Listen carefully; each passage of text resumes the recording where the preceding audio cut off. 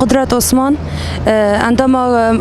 رخصتنا سارة أميرو دركاتن جبو حملات أدي 25 مجداري جبو روجا جهانية تنديل لسرجن أم دركاتن إيرو أم بود روجن حملة ما دست بكر أم فليكسان و بروشوران لباجير دار دخنه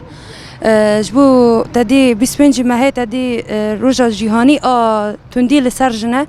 أم محاضران ددنا و بشتوي أم مشاكي جيل دار دخن و بشتي ماشي جي ام برنامه خو ام تمامی او دکن تیگرتم برنامه ما حمله ما ذاته هیرو بو تدیج 12 مهدا 10 مهدا ما دست بگیری و ام سرکفتن ادغازن گلک تفاعل جیتی دا هاو ذاتن هولدانا ما هيا کو ام بسر بخن هن برنامج محاضران جي هم بردوامه ام لجامعي جي او دکن یاکه ایر دکن صبح جبو فيجي تدي سر محاضران وانجي نقاش كنتي دبن هدفك وماك وام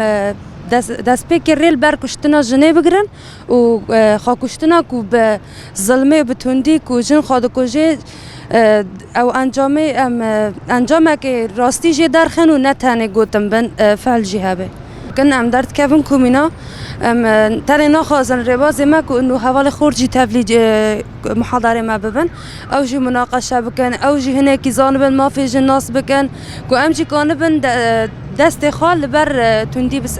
و تندي بس بقرن يعني وتندي هري مازنا فرجاران صدام نفسي شر طيبات كو دجمن دجمت بكارتينه او تشتاجي ديكيني انتحاره يعني او جي هل بس ضغطك برا نفسيه وبرا جرونجي كشتنا جنيرا تندي ام بهافرا تندي بساكنين و پرورده جني انه كوجن پرورده کری به نه شکناندن مدهنی الهند ساعت ال آرین مرکان مدار خست و الهند حارت جمارک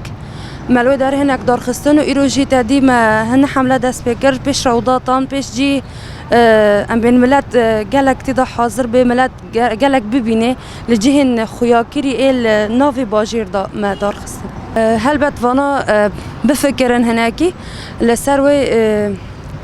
ذهنياتي نساكنن انه انتحار نتحلق خاكشتن نحله در باسی جهك و مافي و بپارزه در باسی جه ورگا ببه دعوا مافي خوابكي و تجاريش کسی نترسه